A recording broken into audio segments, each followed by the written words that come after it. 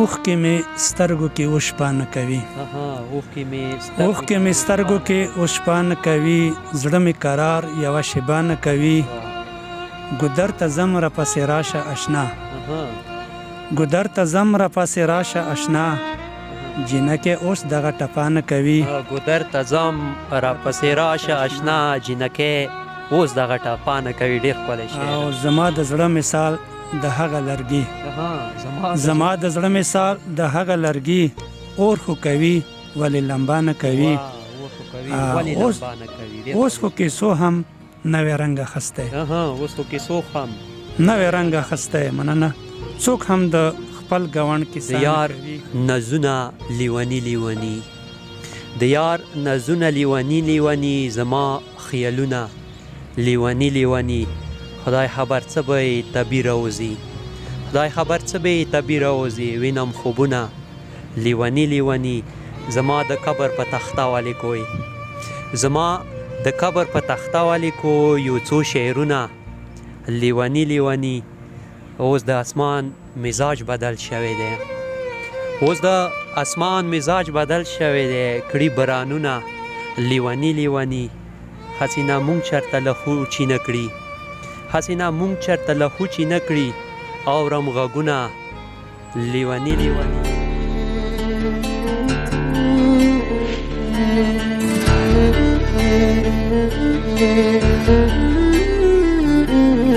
پټ شیر علام په زوړ صندوق ایښي پټ شیر علام په زوړ صندوق ایښي د چا خطونه لیوني لیوني. السلام علیکم ډیرو خوږو درنو کتونکو زه یم ستاسو ورور ستاسو ملګری ذیشان کمال. خوږو کتونکو په دې خپرونه په دې بنډار کې تستړي مشي هرکلی وایم خیلمن یم چې روغ جوړ او د صحت په جامه به وي.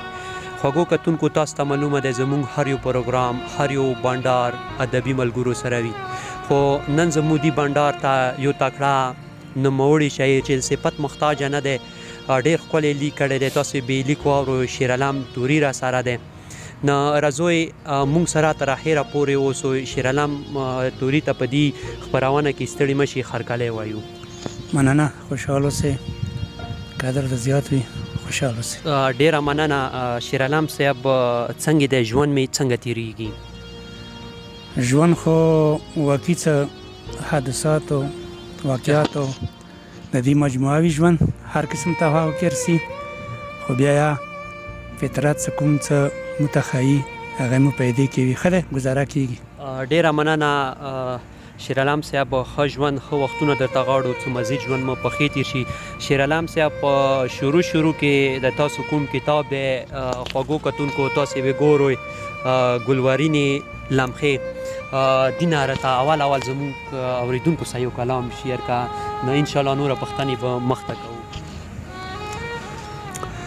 مننه کمال صاحب کلام مطلب دی لکه ښکاري چې په مزرو کې تیتر لټوي لکه ښکاري چې په مزرو کې تیتر لټوي داسې نظر مې په خیالونو کې دلبر لټوي د ځنو خلکو خو په غم کې هم اختر ورځي وي د ځنو خلکو خو په غم کې هم د اختر ورځي وي دا خوار غریب خلک اختر کې هم اختر لټوي څه به تقدیر زمونږ بدل شي بختور به شو موږ څه به تقدیر زمونږ بدل شي بختور به شو موږ د بخت ملوکه چې لګیا ده بختور لټوي د کلي وړکي مې نوخې د چنارونو وایي د کلي وړکي مې نوخې د چنارونو وایي پیغلې د مات منګي تتڼې په ګودر لټوي واړه د ښار لیونې لاړل د صحرا په لورې مکته دی واړه د ښار لیونې لاړل د صحرا په لورې یو شیر علم دی چې صحرا په ځای د غر لټوي.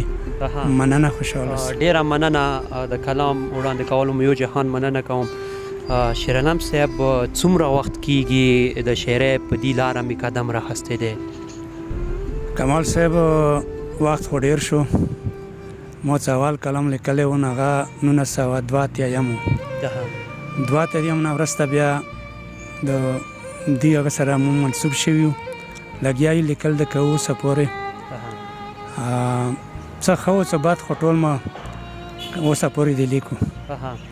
ډېره مننه کوشش کوئ چې خپل کوشش مخکې جاري وساتئ.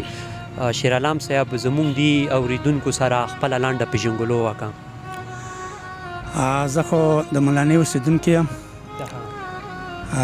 په های سکول زیړان کې اوس زه مخه استاد یم. شاعري مو د 1981 نه شروع کړی دی. اوسه پورې مو تقریبا لګیا یم. ډېر ښه، ډېر وخت کېږي. شیر عالم صاحب پښتنې نورې هم لرو، څه مو نه ټول معلومات ترلاسه کړو، خو یو بل کلام را سره وړاندې کړه د خبرو منځ کې. مننه. زړګیا هر چاته اظهار مه کوه، زړګیا هر چاته اظهار مه کوه، توهین د مینې مې د یار مه کوه. دلته څوک نه اوري سندرې د ژوند، دلته څوک نه اوري سندرې د ژوند. بلبله غلی شه چې غار مه کوه، یو وار چې تللی دي راغلی نه دي، یو وار چې تللی دي راغلی نه دي، نوره څارنه د لار مه کوه. جانانه کلی دی ساده خلک یو، جانانه کلی دی ساده خلک یو، جانانه کلی دی ساده خلک یو، دلته خویونه د بازار مه کوه. د شیر عالم مینه په زړه کې ساته. اخري مطلب وایم، د شیر عالم مینه په زړه کې ساته، په دیوالونو اشتهار مه کوه، زړګیه هر چاته اظهار مه کوه. مننه. ډېره مننه، ډېر ښکلی کلام. شیر عالم صاحب ډېر ټایم کېږي چې تاسو شعر لیکوئ، خو څومره لیک مې کړی دی، څو کتابونه مې چاپ شوي دي. دا کتاب مو بالکل ما سره و، دا مو پړاو کو دینه بغیر څو کتابونه دي یا مو څوره لیک مې کړی دی تر دې دمه. کمال صاحب کتاب چاپ کولو خو نن سبا ډېره مشکله ده، ډېره ګرانه ده، بیا خاص کر شاعر ته. شاعر خو دوره وس نه لري چې کتابونه چاپ کړي، خو بیا ما هم خپل کور نه خپل ځان هم لږې لږې پیسې بچت کړي وي. په 2011 کې ما اول کتاب د سپین غر په لمن کې چاپ کړو، بیا مو د دویم کتاب چې د کوم سره رسره دی دا مو 2011 کې چاپ کړلو. او دین علاوه یو کتاب مو بیخي تیار دی، مسوده مو تیاره کړې دی، صرف کمپوزینګ پاتې دی او چاپ کولی پاتې دی. څنګه نثر دی، نثر نه علاوه ما به تقریبا ټوله شاعري راغونډه کړم، نو 2 کتابونه یا 3 کتابونه نو راشي. لکه اوسه پورې تاسې 2 کتابونه چاپ دي؟ 2 چاپ دي، یو په 2011 کې او بل 2018 کې. ډېر ښه، ډېر زیات کار مو کړی دی. شیر عالم صاحب یوه بله پوښتنه لرو، دا شاعرۍ کې استاد لروی زده کړه مې چا نه کړي دی؟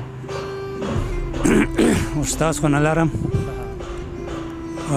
داسې وخت و چې 2002 کې مو به کلام چاته خیالی نه شو، پټ پټ به لیکلو، پټ به ملګري ته یارو ته دوستانو ته لږ لږ ویله. بیا په دې کې داسې وخت راغی چې منصاب د خدای وبخښي، امین د خدای وبخښي، دوی باندې مو یو څو کیسټونه وکړه، نو هغه کې بیا ما شاعري لږه څرګنده شوله. خو چې کله مو په 1995 کې سپین غر پښتو ادبي جرګه جوړه کړله، سره نور مشرانو شاعرانو ډېر تکړه تکړه شاعران ورسره ملګري وو، شپه ورځ زحمت. نو هغه کې بیا که ما استاد دی، نو هغه سپین غر پښتو ادبي جرګه دی، نور استاد مو نه دی لیدلی او کمه یې مخصوصه واوسه. بالکل لکه تاسو د سپین غر ادبي جرګې په حوالې خبره وکړه، څه واقعي دا د زده کړې ځای دی، که څوک غواړي چې موږ زده کړه وکړو، موږ خپلې شاعرۍ کې مخ ته تاګ وکړو، نو د موږ کورمې شاعرانو ته ته څه پیغام ورکوې د سپین غر په جرګې، څه هغوی ته څه کول پکار دي، یا دلته راتګ یا څه نو لنډو الفاظو کې دا راسره وړاندې کړه؟ یاره د کورمې ټولو شاعرانو ته که هغه منلی شوي شاعران دي یا اوس نوي نوي جوړیږي، دوی ته صرف مدوره پیغام دی، سره د شي سپین غر پښتو ادبي جرګه یوه جرګه نه دی بلکې یو مدرسه دی، یوه اداره دی، ډېر څه وکې زده کېږي. او بله خبره ده چې شاعر صاحب خو څه هر څنګه وي خو لیک دي کوي. اجمل خټک اجمل بابا مو ته خپله ویلي وو چې تاسو لیک کوئ، دې ته ما کس وایي چې هغه ښه دی یا معیاري دی یا نه دی معیاري، خو لیک کوئ، وروسته بیا وخت خپله ثابتوي څه لیک څنګه دی نو لیک دې کوي. ډیره مننه شیرعالم صاحب. یو بل کلام را سره وړاندې کا. اکثر مرګلي یای مانی بار بار تنقید کوي چې ته د په بندرونو کې په مشاعرو کې تاسو سره خبرې ډیریږي، نو کوشش کوو چې مو خپلې خبرې کامې کو، کلامونه را سره زیات در سره وړاندې کو. خو شیرعالم صاحب یو بل کلام را سره وړاندې کا. کلام مطلب دی چې اوښکې مې سترګو کې وشپانه کوي، اوښکې مې سترګو کې وشپانه کوي، زړه مې قرار یوه شیبه نه کوي. ګودر ته ځم را پسې راشه اشنا، ګودر ته ځم را پسې راشه اشنا، جینکې اوس دغه ټپه نه کوي. ګودر ته ځم را پسې راشه اشنا، جینکې اوس دغه ټپه نه کوي. ډېر ښکلی شعر. او زما د زړه مثال د هغه لرګي، زما د زړه مثال د هغه لرګي، اور خو کوي ولې لمبا نه کوي. اوس خو کیسو هم نوې رنګ اخیستی، اوس خو کیسو هم نوې رنګ اخیستی. مننه. څوک هم د خپل ګاونډ کیسه نه کوي. او آخري مطلب دی ماته زما پیغور څه دا شان کوي، ماته زما پیغور څه دا شان کوي. شیرعالم ښه دی خو خرچا نه کوي. مننه. شیرعالم ښه دی خو خرچا نه کوي. ډیره مننه. بس شیرعالم صاحب غواړو چې موږ خپله پروګرام راټول کړو. او شیرعالم صاحب اخري پوښتنه ده د شاعرۍ شوق مې څنګه پیدا شو، څه ستونزې وې، څه مشکلات و چې شاعرۍ په دغه لاره تاسو قدم را واخیستو؟ یاره زه خو به داسې وایم چې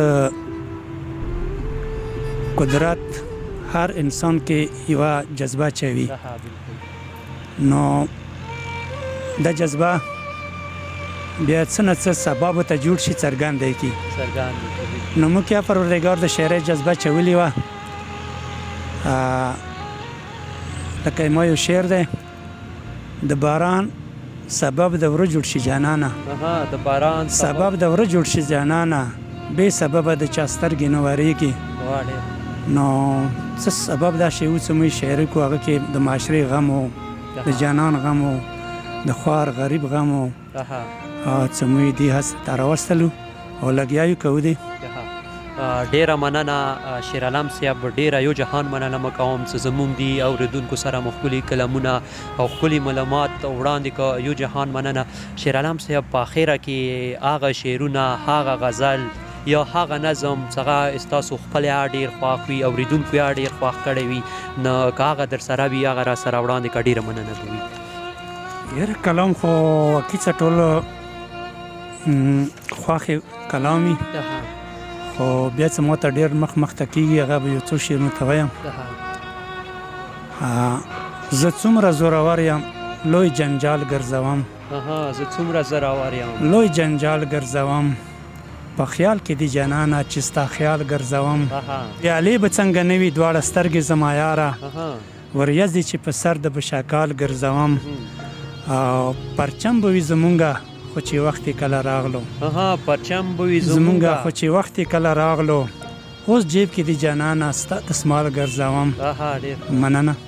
ډیره مننه خوږو کتونکو. دا و زموږ سره نن په ادبي بنډار کې شیرعالم توري چې تاسې خبرې واورېدې، تاسې کلامونه واورېده، په دې هیله چې ستاسو د خوښې وړ وګرځېږي. شیرعالم صاحب په اخره کې زموږ دې کتونکو ته، زموږ دې ولس ته څه پیغام لروئ؟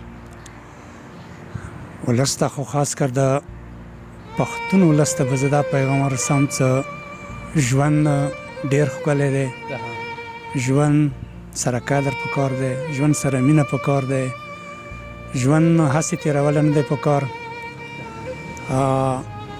داسې نه کېږي چې ټوپک زما قانون په دې دور په دې کلیې کې دا وخت تېروو.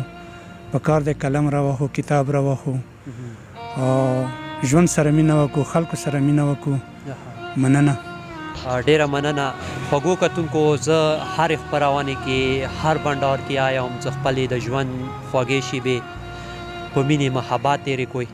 نه خوږو کتونکو، دا و زموږ نن ادبي بنډار. د بل بنډار پورې ما ذیشان کمال ته راکړو اجازت.